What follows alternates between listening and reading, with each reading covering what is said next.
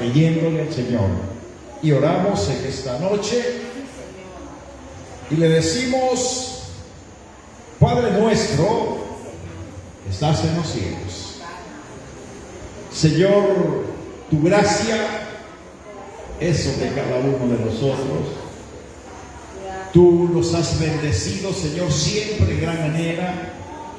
Tú te has glorificado, Dios, en los corazones y derramas tu misericordia, Señor, sobre aquellos que te buscan en espíritu y en verdad. Esta noche, Señor, elevamos plegaria delante de tu presencia, creyendo en ti, en tu bondad y en tu misericordia, por cada una de estas peticiones, Señor, que están delante de tu presencia, rogándote, Dios, que obres poderosamente, Señor, en cada una de ellas. Que tu gracia se derrame, Señor, sobre estas personas. Y que seas tú, Señor, dándoles a cada uno la bendición que ellos esperan. Te ruego en el nombre de Jesús que les des victoria. Que haya sanidad, Señor, liberación. Que haya libertad, Señor, de las opresiones. Cancelación, Señor, de esas deudas que agobian. Que tú seas, Señor, glorificado en cada uno de ellos y tu pueblo te alabe y te glorifique al ver, Señor, tu presencia en sus corazones. Ahora te ruego, Señor, en el nombre de Jesús, que te glorifiques también, Señor, a través de tu palabra. Que seas tú, Señor, obrando en los corazones, ya sea en sala o a través de las páginas sociales, Señor. Que todas aquellas almas que escuchan esta palabra preciosa reciban de ti misericordia, reciban de tu gracia y se añadan cada día, Señor, los que han de ser salvos. Quédate con nosotros, Señor. La presencia de tu Santo Espíritu sea en nuestra vida. Nos dé, Señor, entendimiento y sabiduría para poner en práctica, Señor, esta preciosa palabra y ser obedientes a ella. Lo pedimos todo, Señor, en el nombre de Jesús, por quien te damos gracias, bendito Dios. Amén, Señor, y amén. Gloria a Dios. Primera epístola del apóstol Juan. Corresponde esta noche estudiar el capítulo número 5. Ya dentro de poco finalizamos este libro y comenzaremos otro. Mientras Cristo no venga, nosotros estudiaremos palabra y tendremos palabra del Señor en nuestra vida. Primera epístola del apóstol Juan, capítulo 5, del verso 1 al 5, dice la palabra del Señor: todo aquel que cree que Jesús es el Cristo es nacido de Dios.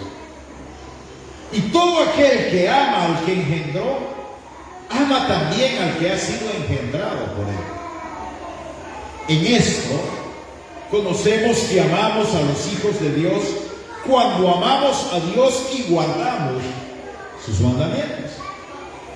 Pues este es el amor de Dios, que guardemos sus mandamientos, y sus mandamientos no son gravosos. Porque todo lo que es nacido de Dios vence al mundo. Y esta es la victoria que ha vencido al mundo, nuestra fe. ¿Quién es el que vence al mundo? Sino el que cree que Jesús es el Hijo de Dios. Gloria a Dios. Pueden tomar sus asientos. Se van a sentar escasitos hoy.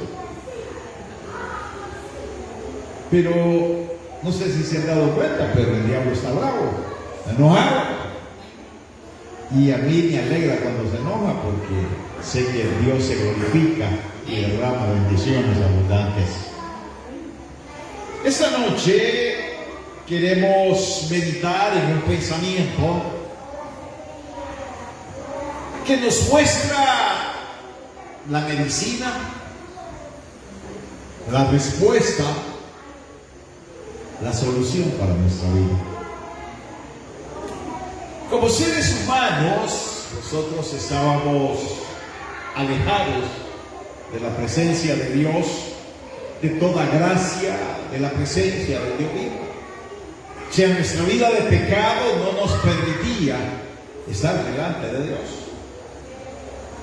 Por ende, estábamos lejos de que Dios pusiese su mirada en cada uno de nosotros. Sin embargo, Dios, en su infinito amor, nos abre las puertas para que seamos restaurados hacia una vida plena de victorias, una vida plena de triunfos, una vida plena de perdón, una vida plena de vida eterna. O sea, porque en Cristo lo tenemos todo. Y a la luz de ello, hemos denominado el pensamiento de esta noche: Cristo, la solución a nuestra existencia. Este precioso libro de Juan, en su primera epístola, nos ha mostrado en los primeros capítulos a Dios de diferentes formas. Lo vimos en los primeros capítulos como Dios de luz, donde la luz que ilumina, la luz que nos llena, la luz que nos da la vida. Y luego lo vimos hasta el capítulo 4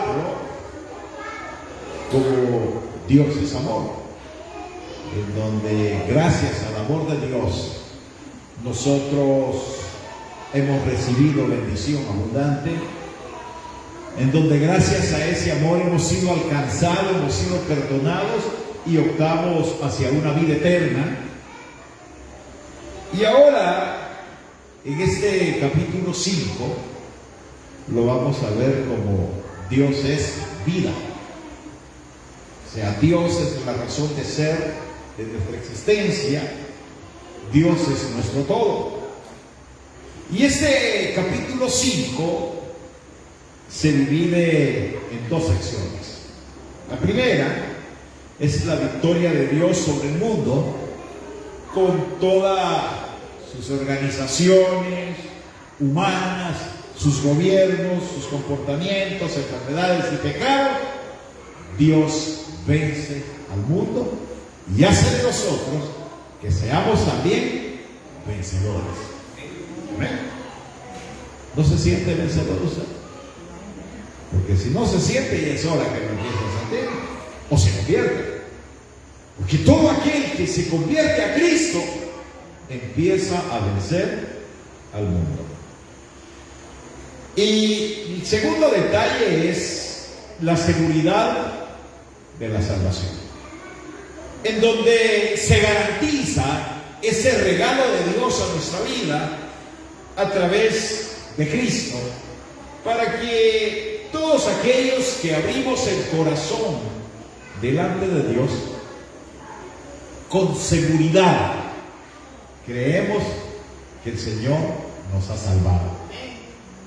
Con seguridad creemos que el Señor nos inscribió desde antes de la fundación del mundo en el libro de la vida.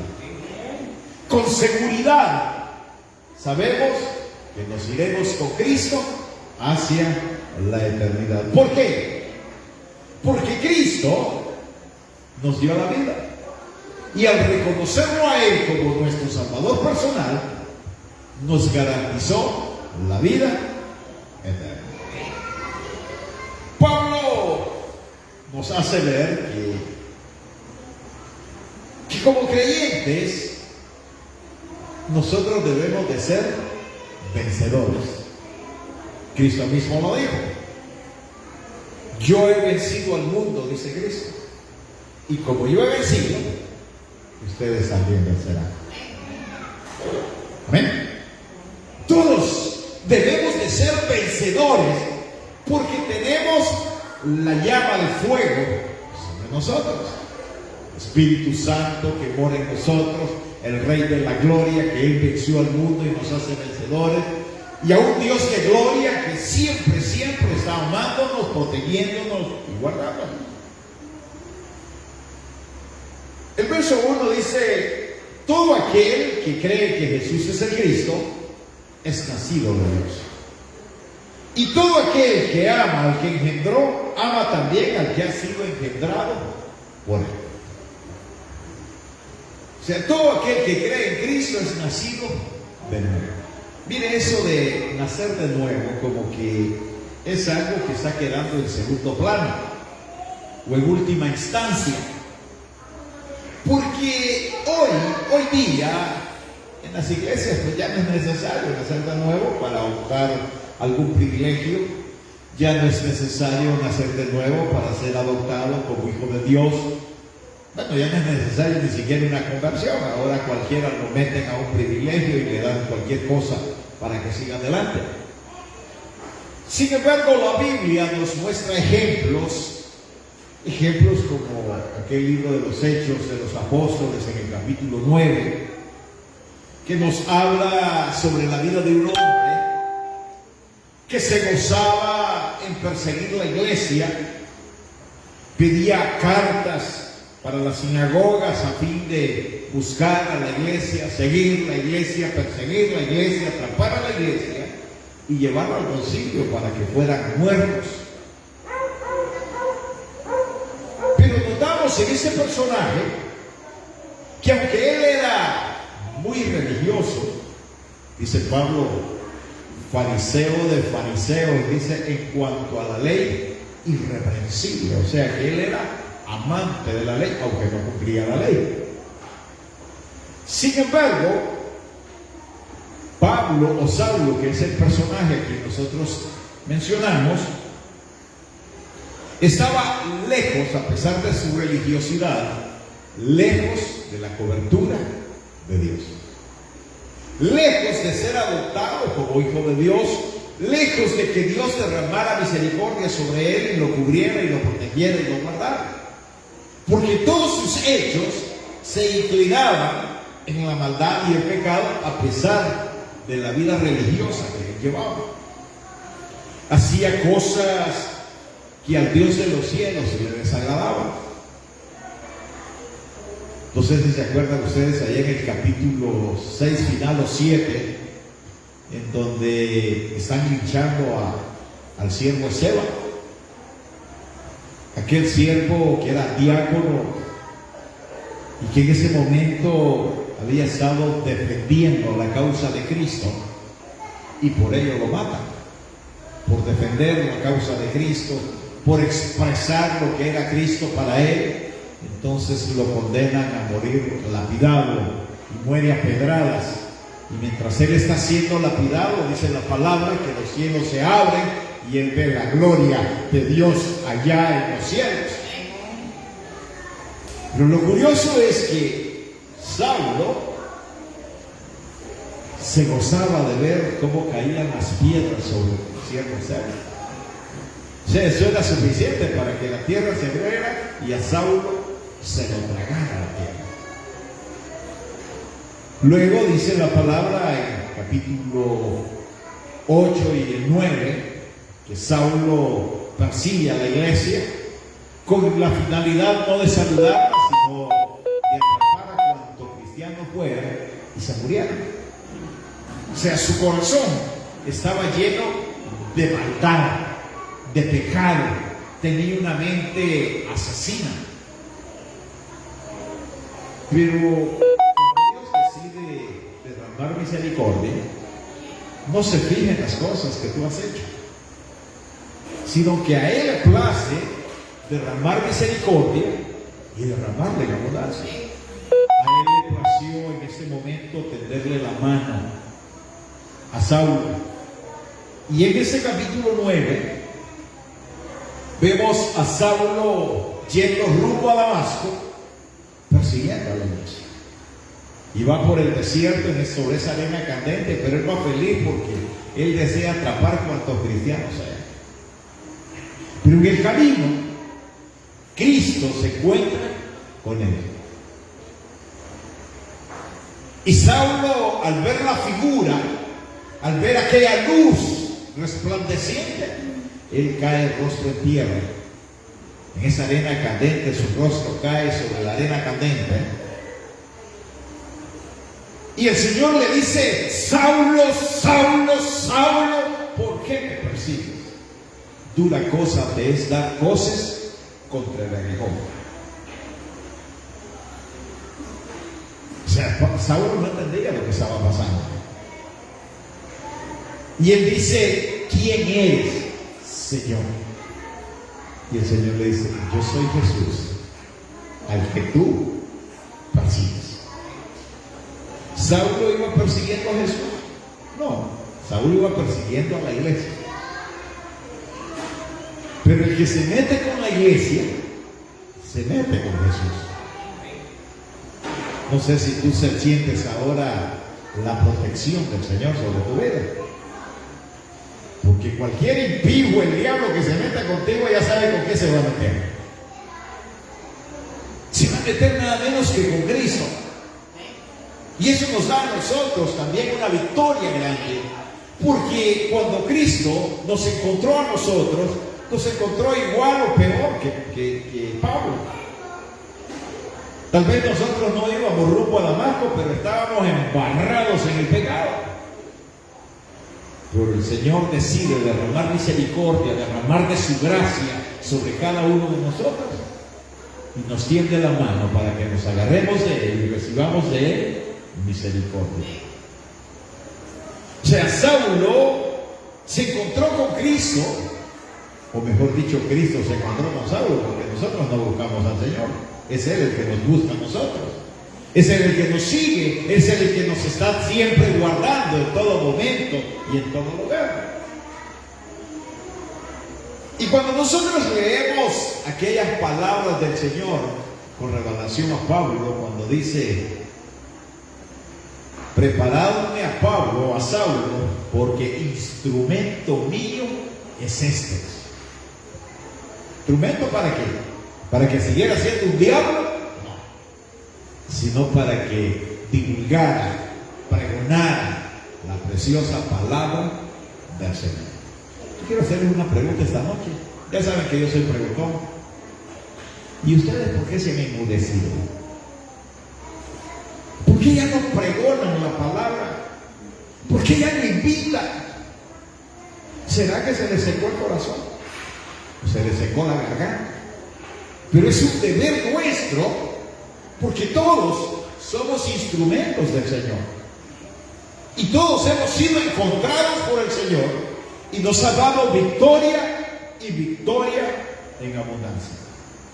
Si el Señor dijo de Pablo: instrumento mío es este, igual que el de usted. Usted me dirá que es cristiano, igual que Pablo.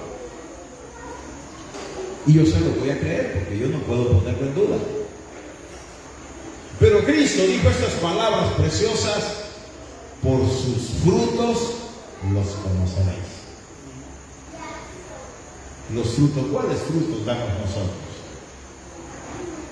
Damos frutos de aumento de la obra, damos frutos ganando almas, damos frutos orando por los enfermos, visitando a aquellos que necesitan de nosotros, desprendiéndonos de un bocado para que el que necesita coma. ¿Cuáles frutos nosotros estamos dando? Yo sé que en el mundo hay personas con un corazón demasiado, pero demasiado endurecido, que están viviendo experiencias fuertes y desagradables en su vida por causa del pecado y de su miseria. Y aunque ellos defiendan esa causa, porque ese es el problema del pecador, que él defiende el pecado. Y él dice sentirse bien en pecado, aunque al día siguiente no quiere ni que lo mencione. Pero toda la paga del pecado es muerte. Y toda alma que peca se muere.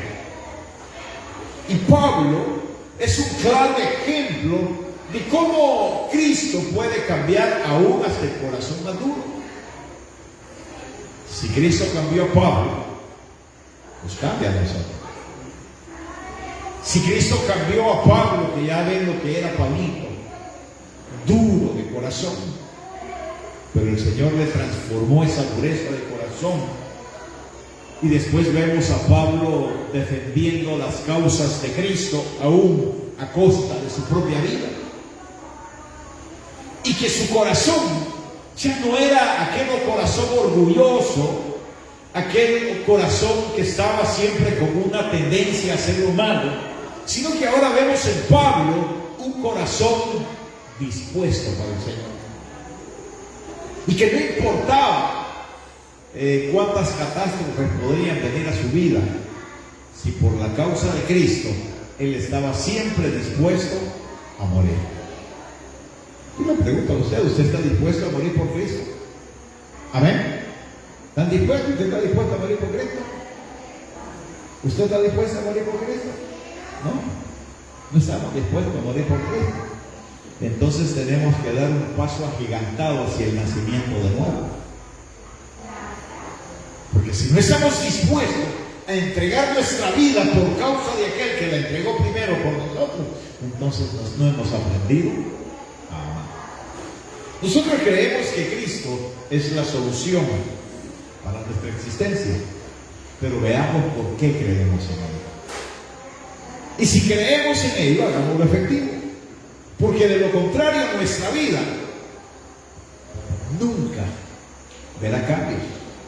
Y nosotros seguiremos siendo las mismas personas, ahora con un montón de religión adentro, pero con un corazón completamente endurecido. Dice el verso 1: todo aquel que cree que Jesús es el Cristo es nacido de Dios. Y todo aquel que ama al que engendró, ama también al que ha sido engendrado por Él. No sé si ustedes recuerdan en el Evangelio según San Juan, en el capítulo 1, en el verso 1, dice, en el verso 11, dice: a los suyos vino, y los suyos no lo recibieron. En un mundo lleno de pecado, corrompido, destrozado por la maldad y el pecado, era necesario que hubiese algo que hiciera cambiar a ese mundo. Imagínense si Cristo no hubiera venido, yo creo que el mundo ya no existiera. Ya se hubiera sucumbido hace mucho tiempo. Imagínense usted millones de cristianos que ya no andan haciendo maldad. Solo acá los que estamos, que todavía se nos salen algunos pitinitos, pero ya no hacemos las cosas que estábamos acostumbrados a hacer. Y así como nosotros, hay millones de millones sobre la tierra que fueron cambiados por Jesús, tocados por Jesús, y ahora son nuevas criaturas. ¿Qué quiere decir eso? Que fueron nacidos de nuevo. O sea, era necesario pues que ese mundo lleno de pecado, de derrota, de miseria, de fracaso, donde el corazón era endurecido y donde la mente de las personas iba siempre inclinadas hacia la maldad, le llegara un aliciente, le llegara perdón, le llegara gracia, le llegara misericordia, para que pudiera ver en ellos la esperanza de salvación. Pero antes de que al mundo le llegara, era necesario que le llegara primero al pueblo de Dios, a Israel. Por eso cuando Cristo vino, ahí se cumple este verso 11, dice: a los suyos vino y los suyos no le recibieron. La palabra de victoria, el Evangelio, el Cristo glorioso llegó primero a Israel y la palabra se difundió en todo Israel. Lamentablemente, el pueblo de Dios tenía el corazón endurecido. Y en lugar de ablandarse con las palabras de Cristo, se endureció más, de tal manera que enviaron a Cristo a la cruz del Calvario. Entonces vemos a Cristo ahora, que ya cumplió la promesa de que a su pueblo era necesario llevarle la palabra. ahora también era necesario que otro pueblo, que no era su pueblo, pero él también lo hace su pueblo, recibiera también esa preciosa palabra. Y así nos llegó a nosotros, a la gentilidad, a usted, a mí, que estábamos destinados hacia una condenación eterna, que éramos abominación delante de Dios, pero a Cristo le place derramar de su gracia sobre cada uno de nosotros y bendecirnos en gran manera. Y a partir de ese momento empezamos a ver cantidad de gentiles recibiendo de Cristo. Usted y yo y millones más recibiendo del Señor, de tal manera que nosotros alcanzamos misericordia, gracia de parte del Señor, y nos da la oportunidad de un nuevo nacimiento. Entonces se cumple también Juan 1:12. ¿Qué dice Juan 1:12? Mas a todos los que le recibieron, a los que creen en su nombre, les dio la potestad de ser hechos hijos de Dios. Amén. Ahora yo te pregunto, ¿tú eres hijo de Dios? Gracias, amén. ¿Eres hijo de Dios? Pues con ganas. Yo le digo una cosa, si usted no cree ser hijo de Dios, está frito. Si usted no tiene la seguridad que este verso 12 le da, usted está frito.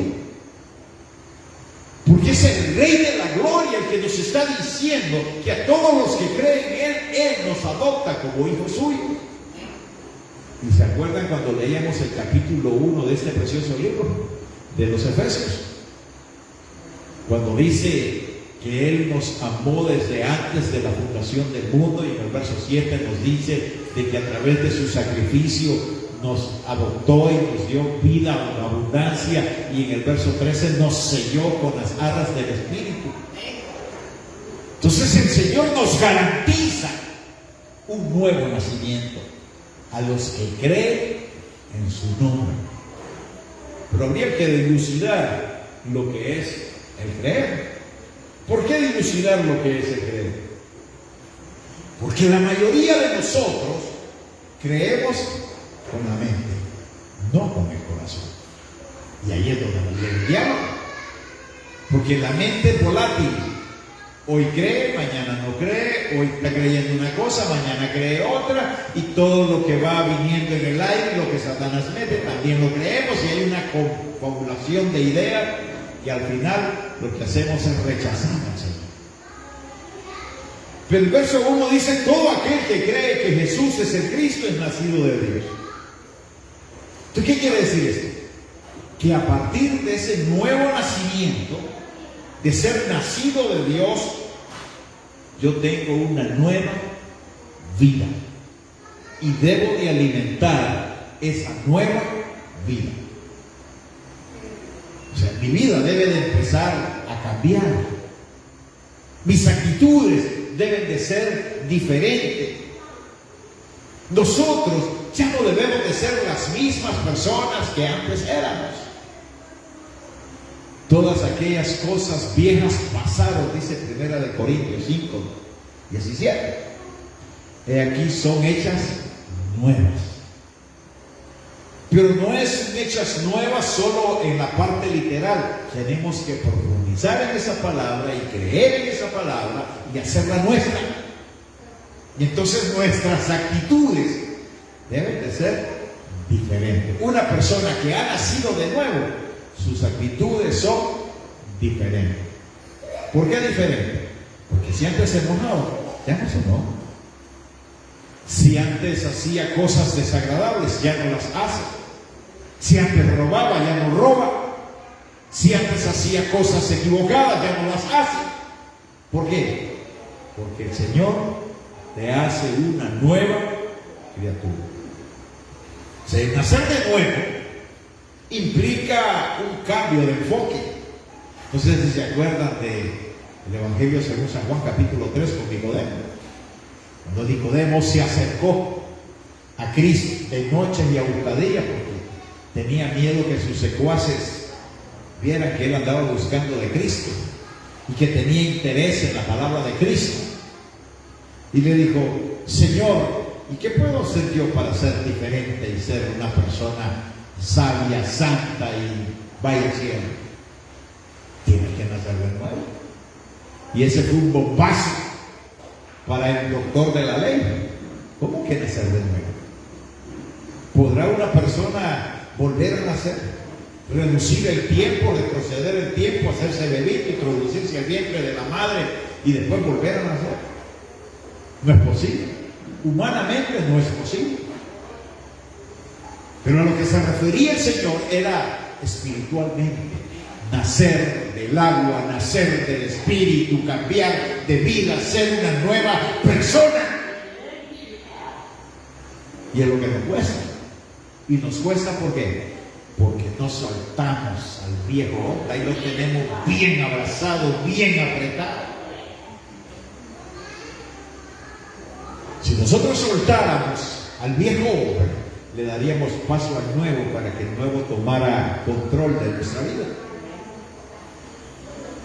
Nosotros no debemos de retroceder de ninguna manera. Porque todo aquel que nace de nuevo tendrá muchos beneficios en su vida. Y le voy a nombrar unos cuantos para que se endulce el paladar.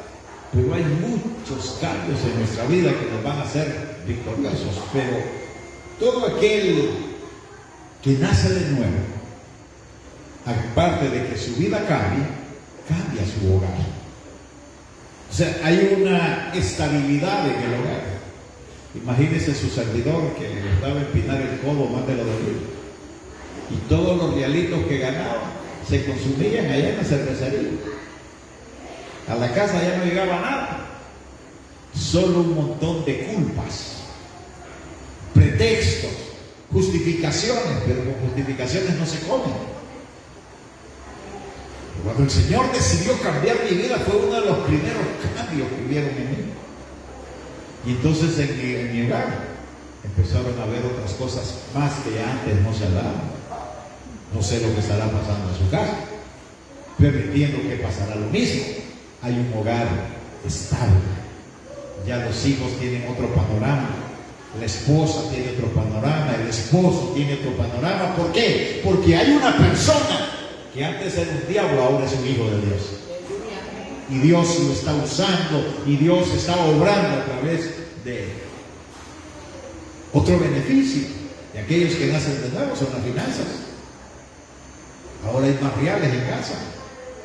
Ya se nos ocurre de vez en cuando un pellejito comer. Antes no alcanzaba ni a frijoles.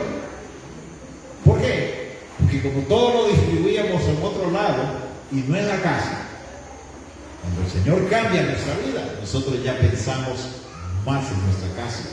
Y máxime cuando nos acercamos allá, 1 de Timoteo capítulo 5, cuando dice que aquel que no provee para su casa es peor que un impío. Dice que un cristiano no dé para su casa, que un cristiano prefiera mejor guardar los reales y no tener para comer. Es un desastre. Otro beneficio. ¿Se han fijado ustedes que ahora se enferman a larga distancia? Antes se enfermaban a cada rato, es allá. Y se enfermó y rapidito el Señor pone mano y lo saca del cauce. O sea, no perdura la enfermedad tanto tiempo como otras veces. Y sobre todo, Dios nos prospera. Pero no esa prosperidad falsa que están dando las religiones de hoy día, sino la prosperidad nata que viene del Señor, que nos prospera en todo, en el área física, en el área material, en el área financiera, en el área espiritual. Por ello digo que nunca nosotros debemos de separarnos del Señor, ni mucho menos volver atrás. Porque todo aquel que retrocede después de haber sido tocado por el Señor, su vida será un completo desastre. Y todo le irá mal hasta que corrija su defecto. Es más, allá en Lucas 9:62 dice: ninguno que poniendo su mano sobre el arado voltea a ver hacia atrás es apto para el reino de Dios. ¿Qué quiere decir eso? Que de aquí solo para adelante, nada que para atrás. Esa vida que el Señor nos ha dado, una vida de victoria, una vida de triunfo, que hoy tenemos, no fue una vida que nosotros la hemos adquirido así fácilmente, ¿no? Fue algo que nos dio Cristo. Y Él lo compró en la cruz del Calvario. Él pagó el precio allá por cada uno de nosotros para que nosotros seamos vencedores. Verso 2. En esto conocemos que amamos a los hijos de Dios, cuando amamos a Dios y guardamos sus mandamientos. Acá nos vamos a referir un poco a lo que es sabiduría. Aquel que es nacido de Dios es sabio. ¿Son sabios ustedes? ¿Aló? ¿Son sabios ustedes? Sí, digan, hombre. Si ustedes no actúan por su propia cuenta. Es más, el Espíritu Santo, cuando ya uno va a hacer una burrada, se lo voy a decir así para que lo entendamos mejor, el Espíritu Santo nos pega un jalón hacia atrás. ¿Saben por qué? Porque el Señor nos ha ido mostrando que día a día nosotros debemos de guardar los mandamientos. Ahora yo pregunto, ¿a cuáles mandamientos se refería Juan? ¿A los 10 mandamientos? No, 10 mandamientos son de la ley. Para nosotros son 2. Amarás a Dios por sobre todas las cosas y a tu prójimo como a ti mismo. Pero se los he dicho hasta la saciedad y se los voy a volver a repetir. En 2 mandamientos el Señor no metió gol. Porque ahí están los 10 mandamientos, todo el Pentateuco y todos los nuevos mandamientos que aparecen en el Nuevo Testamento están incluidos solo en 2. Juan manifestaba que cumplir los mandamientos de Dios es algo que todo hijo de Dios debe de hacer de todo corazón. Ahora viene la otra pregunta: ¿por qué creen que pecamos? Si somos hijos de Dios, ¿por qué pecamos? Porque en el fondo siempre hay desobediencia de nuestra parte. O sea, los mandamientos no los atesoramos como debiéramos de atesorar, ni mucho menos valoramos al Señor como debiéramos de valorarlo. Porque si yo voy a pecar, voy a conquistar al Espíritu Santo, mejor no lo hago. Me quedo solo nada más en la tentación. Si yo voy a faltarle a mis hermanos, voy a conquistar al Espíritu Santo, entonces mejor no lo hago, voy a amar a mi hermano. Pero le digo, conozco de cristianos que son más diablos que el diablo, y se atreven a levantarle la mano contra su hermano, a hablar falso contra su hermano y a decir cosas contra su hermano, y vienen bien campantes y dicen que son hijos de Dios, pero no se adecuan a Dios. Porque todo aquel que es nacido de nuevo evita el contristar a Cristo, el vituperar la sangre de Cristo, el contristar al Espíritu Santo. O sea que debe de haber una voluntad nuestra de decisión y de amor en guardar todas las leyes y mandamientos que han sido creados para nosotros, porque son dados para que sean cumplidos por los hijos de Dios. Ahí llegamos a aquel famoso capítulo 13, que ya dentro de poquito vamos a llegar al capítulo 13 de los Romanos, en el verso 1 y 2, cuando dice: sométase a toda autoridad sobre la tierra, porque toda autoridad sobre la tierra viene de Dios. Y aquel que no se somete a la autoridad sobre la tierra se opone a Dios, y el que se opone a Dios acarrea condenación. O sea que no es tan solo simple y sencillamente voy a pecar y ya estuvo. Estamos violentando la posición de Dios sobre nuestra vida. Ahora, aunque para muchos el ser obediente les resulte un poco difícil, porque sí es difícil, no le voy a decir que es fácil, porque como estamos acostumbrados solo a lo humano, a lo que nos daba placer, y entonces alejarnos de todas esas cosas nos cuesta. Entonces por eso es que es un poco difícil. Para otros les resulta hasta muy pesado. Por eso dice que es gravoso, que nos resulta pesado cuando hay mandamientos que nosotros no debemos de violarlos, pero los violamos, especialmente cuando se trata de actuar en contra de nuestro hermano. Pero es que yo me siento bien cuando le estoy faltando al respeto a mi hermano, pues se sentirán mal, porque un día si siguen así va para el infierno, porque Dios no va a pasar por alto semejante violación, y nosotros debemos de cambiar nuestra posición. Yo sé que todos hemos estado acostumbrados a hacer las cosas como se nos viene la regalada gana, o hemos estado acostumbrados a vivir la vida como nos caiga. O sea, no planificamos nuestra vida, sino que lo que dé el día, dicen algunos cuando se levantan, a ver qué me depara el día. Pues con esa fe no le va a deparar nada bueno. Porque uno que va nacido de Dios sabe que Dios va delante de él y le va abriendo la brecha y va hacia adelante y sabe que va hacia una victoria. Y aunque el diablo se presente y que el Señor lo reprenda, también el Señor derramará misericordia sobre él y lo bendecirá en gran manera. O sea, hay cristianos, cuando yo oigo cristianos que dicen, ¿cómo está hermano? Por aquí pasándolos. Él no le ha nacido todavía, tiene mente de perdedor. Porque los cristianos no actúan ni salen pensando que van pasando la vida, sino que van seguros hacia una patria celestial. Por ello, el Señor refirió estas palabras que nosotros deberíamos de escudriñar las Escrituras, vivir las Escrituras, devorarnos las Escrituras, porque Él dice, a vosotros os parece que en ellas tenéis la vida eterna. Entre más palabras nosotros devoremos, más sabios seremos. Y entre más sabios seremos, menos peligro de caer tenemos. Creceremos en fe, creceremos en seguridad, en confianza delante de Dios. Verso 5, para ir finalizando, dice, ¿quién es el que vence al mundo sino el que cree que Jesús es el Hijo de Dios? Yo lo digo de esa manera. El Señor nos ha encontrado a nosotros y nos ha dado victoria, pero no nos ha llamado para que seamos perdedores, sino para que seamos vencedores.